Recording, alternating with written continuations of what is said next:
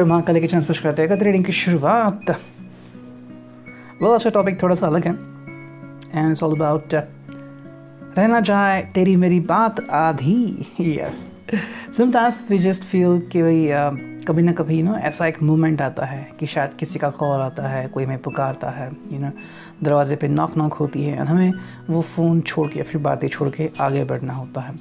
सो क्या होता है इस मोमेंट में, इस पल, लाइक वाइज आपने भी कभी ऐसा एहसास किया होगा। Maybe you are super excited और ये मोमेंट आ गया है जब आप दोनों शायद कोई रोमांटिक बात करने वाले हो या फिर you are just going on and doing the romantic thing and अचानक से आपको कहीं पे जाना पड़ रहा है। So what has happened exactly, ठीक है। तो कहीं ना कहीं आई थिंक ये एक मन में एक एहसास उमड़ता है, तो बस हम उसी के बारे में चर्चा करने वाले हैं, ठीक है।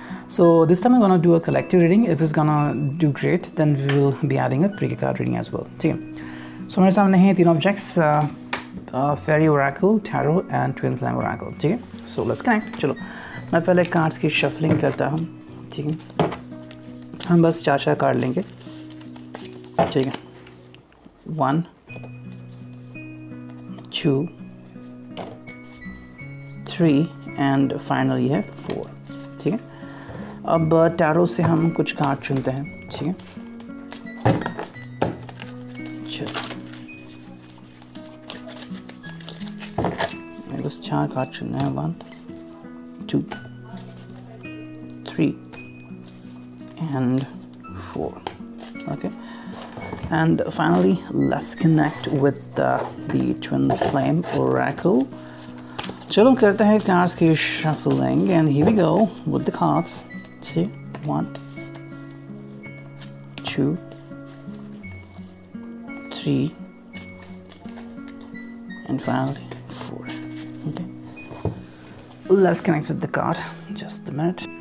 So let's start the reading। चलो मैं लेता हूँ कार्ड्स, देखते हैं क्या कार्ड्स आए हैं। चलो सबसे पहला कार्ड है अंडरस्टैंडिंग। वाओ, ये पर्सन और आपकी अंडरस्टैंडिंग काफ़ी अच्छी है, बेमिसाल है, ओके।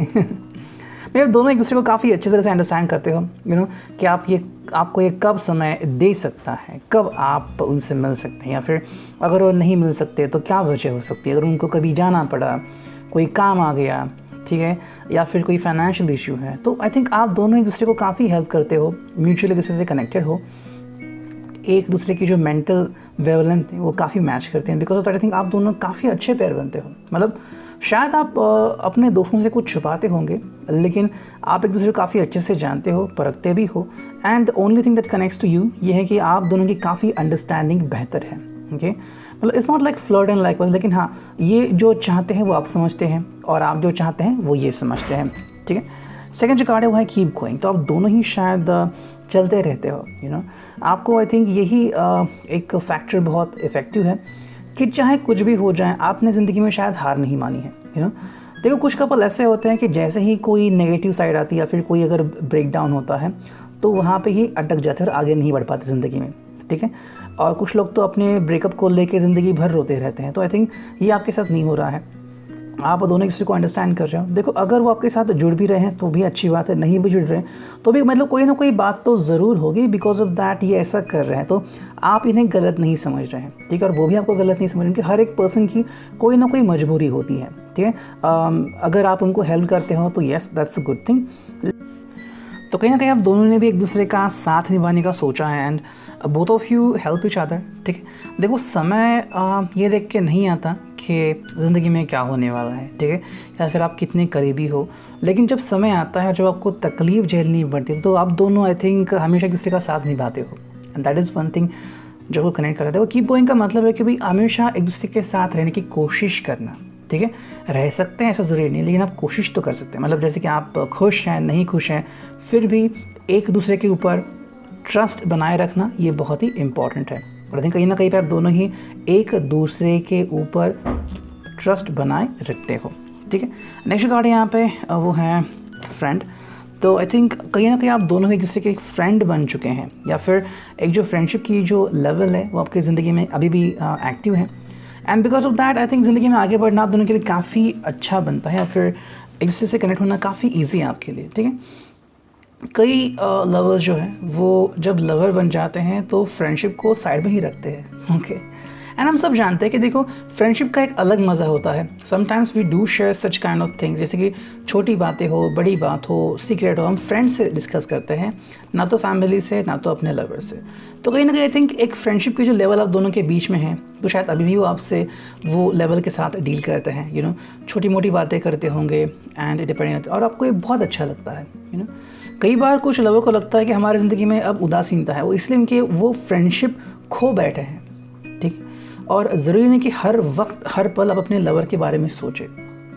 एक पल होता है जैसे कि आप चाहे कितने भी एज ग्रुप के हो, अगर कोई भी चीज़ आपको सीखनी हो, चाहे कंप्यूटर सीखना हो, साइकिल सीखनी हो, 2 व्हीलर 4 व्हीलर, यू नो, अपनी खुद की गाड़ी ली या फिर महंगी वाली, चलो मर्सिडीज़ ली, BMW ली, आपने चलाई गाड़ी, कुछ दिनों तक बहुत अच्छा लगेगा, लेकिन फिर कंटाला आएगा and then you will say कि I am bored, I don't want to use it any more. क्यों? क्योंकि वो जो एक मोमेंट होता है वो ख़त्म हो गया है। तो अब आपके लिए वो बस एक व्हीकल है, जो ज़रूरत पड़ी तो निकाली वरना रख दी, यू नो। तो यही बात है यहाँ पे, आप दोनों आई थिंक इस मोमेंट को भूले नहीं हो, ठीक है। एंड जो नेक्स्ट कार्ड है यहाँ पे वो है missing love. Yes, that is one thing. कहीं ना कहीं आप दोनों के मोमेंट में ऐसा भी पल आता है, या फिर ऐसा हो चुका है। पहली बात है कि शायद आप अपना कोई पहला प्यार तो खो चुके हैं, यू नो, या फिर आपका बहुत पहले ब्रेकअप हो चुका। कई सारे लोगों का, यू नो, बचपन में ही ब्रेकअप होता है। दे जस्ट फील कि, you know, they had some crush on somebody, चाहे कितने भी स्टैंडर्ड में हो, उनको लगता है कि अभी किसी के ऊपर क्रश है, एंड वो लड़का लड़की उनसे बात नहीं कर सकते, एंड लगता है कि वो क्रश चला गया। हालांकि वो भूल नहीं सकते because it's their first crush, लेकिन क्योंकि ये बात हो चुकी है तो उसके लिए, इसके कारण आपके लिए ये जो अभी पल है ये बहुत इंपॉर्टेंट है। देखो, मिसिंग लव का मतलब है कि आई थिंक आप दोनों एक दूसरे के दिल में प्यार खोजते हैं और ढूंढते हैं, okay, and that is wonderful thing. आपको लगता है कि भाई एक बहुत ही बड़ी अपॉर्चुनिटी आप दोनों के लिए, ओके। आप कोई भी ऐसी वैसी हरकत नहीं करते प्यार पाने के लिए, यू नो। आपके लिए प्यार मतलब एक बहुत ही सही बात है, ठीक है। And it's that this is very wonderful gift for you, ठीक है। और ये गिफ्ट सबको नहीं मिलता, और अगर मिलता भी है तो सब लोग इसको जतन नहीं कर सकते, ओके। ये चीज़ होती है। तो मिसिंग लव कहीं ना कहीं जब आपको एट्रीब्यूट महसूस होता है कि भाई ये कितना इम्पॉर्टेंट है, तो आप दूसरे पर्सन को ऑब्वियसली बहुत अच्छे तरीके से ट्रीट करते हो, ठीक है। नेक्स्ट कार्ड है यहाँ पे वो है 3 of sword, as you can see. देखो, एज आई टोल्ड यू कि कहीं ना कहीं आप दोनों में से कोई या फिर दोनों ही अपने ब्रेकअप से गुजर चुके हो, ठीक है। आई थिंक ये आपके लिए हो सकता है 3 ऑफ सॉर्ड्स की फीलिंग। मे बी या तो आप अभी गुजर रहे हो ब्रेकअप से और आपको ये यकीन हो रहा है कि आप उनके बगैर रह नहीं सकते, ठीक है। या तो आप दोनों पहले से ही गुजर चुके हो इस ब्रेकअप के साथ, और अब आपको नहीं चाहिए कि ऐसा कोई ब्रेकअप आपकी ज़िंदगी में आए, ठीक है। इसलिए पहले तो आपने कोई भी पर्सन ऐसा वैसा नहीं चुना है अपने लिए, ठीक है। सोच समझ के आपने किसी पर्सन का चुनाव किया है, एंड बिकॉज ऑफ दैट अभी आप उस पर्सन के साथ काफ़ी मोमेंट्स एंजॉय करते हो, ठीक है। मतलब ये नहीं कि बस मन के हिसाब से चलना, आप प्रैक्टिकली भी चलते हो। और ये क्यों इंपॉर्टेंट है कि मन के हिसाब से चलने के बाद आपने देखा है कई बार मन जो होता है वो अगर हर्ट हो गया तो उसे संभालना बहुत डिफ़िकल्ट हो जाता है, ओके।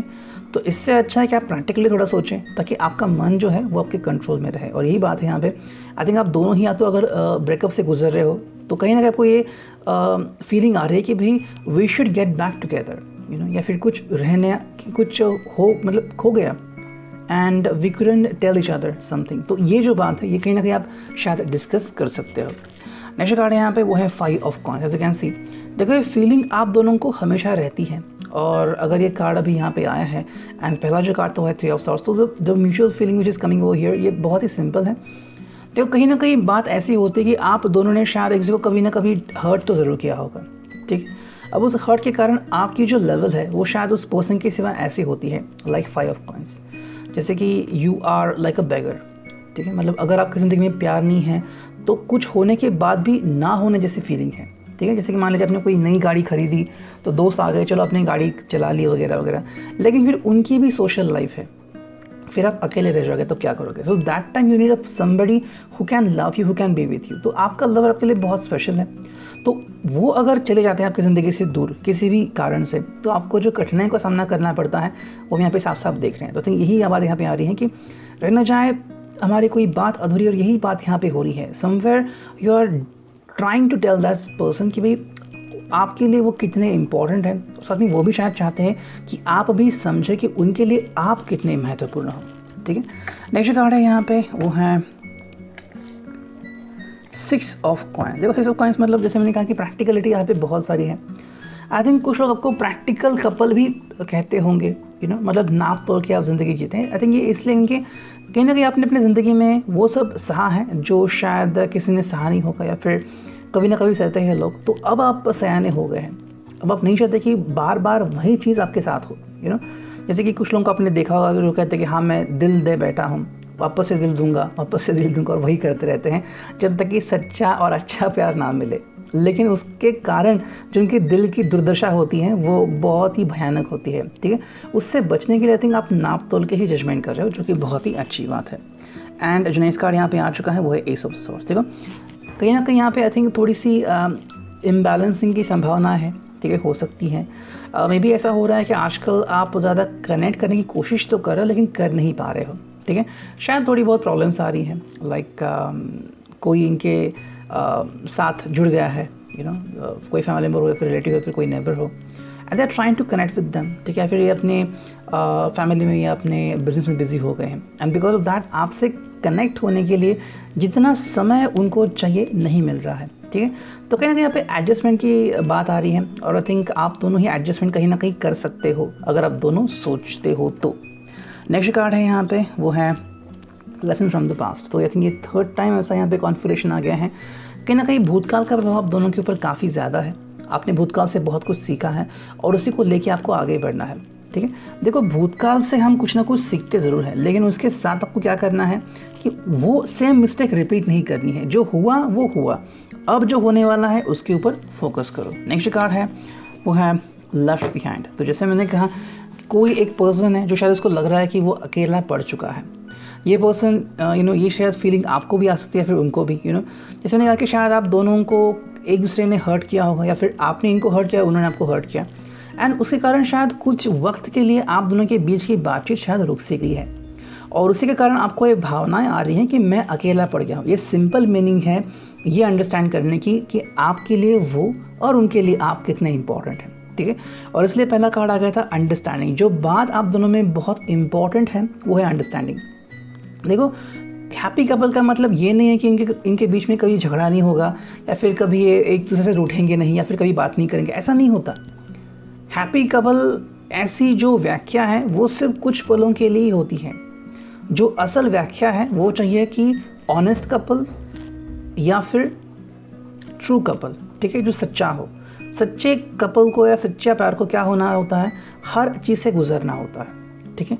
फिर चाहे पैसों का मामला हो, फैमिली का मामला हो, एक दूसरे के मूड स्विंग हो, उनको जब वो संभालने की कोशिश करेंगे तब वो जान पाएंगे असल प्यार क्या है। नेक्स्ट कार्ड है यहाँ पे वो है पर्सपेक्टिव। तो कहीं ना कहीं आप दोनों ही एक दूसरे को बहुत अच्छे तरीके से समझते हो। देखो नेक्स्ट अगेन ये कार्ड आ गया अंडरस्टैंडिंग वाला, कि आप दोनों को एक दूसरे की अंडरस्टैंडिंग हो रही है कि भाई अगर उनकी ज़िंदगी में कुछ हो रहा है तो क्यों हो रहा है, उनकी भी अपनी ज़िंदगी है, अपनी पर्सनल लाइफ, अपनी सोशल लाइफ है। तो कहीं ना कहीं आप दोनों एक दूसरे को स्पेस देते हो, जो कि बहुत ही अच्छी बात है। एंड जो फाइनल कार्ड है वो है रन स्लोली। तो धीरे धीरे आगे बढ़ना ही आप दोनों ने मुनासिब समझा है, ठीक है। कुछ लोग होते हैं जो बहुत ही जल्दबाजी करते हैं और आगे बढ़ते हैं, लेकिन उनके हाथ में कुछ नहीं लगता, ठीक है। इससे अच्छा आप धीरे धीरे आगे बढ़ रहे हैं तो चीज़ें सही हो जाएंगी। Maybe you are connected together, ठीक है, या तो आपने कमिटमेंट दी है या नहीं दी है, लेकिन आप धीरे धीरे आगे बढ़ रहे हैं। अगर शादीशुदा है भी तो भी आप धीरे धीरे आगे बढ़ रहे हैं। इट्स नॉट लाइक कि भाई आप सुपर एक्साइटेड हो एंड एक्साइटेड में आप कोई चीज़ कर रहे हो, नहीं, आप दोनों सोच समझ के कोई चीज़ कर रहे हो, और ये आपके लिए काफ़ी इंपॉर्टेंट है। ये था reading. I hope it will resonate. Thank you.